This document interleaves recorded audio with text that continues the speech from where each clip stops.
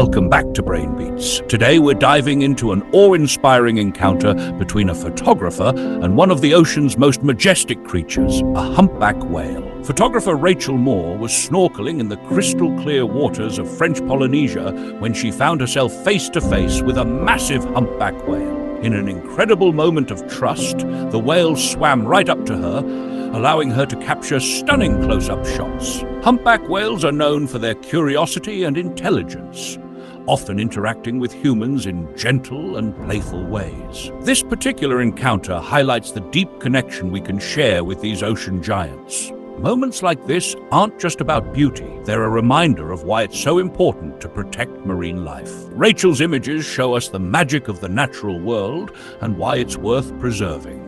To see more of her incredible work, visit her website, displayed on the screen and linked in the description below. Stay inspired with Brain Beats.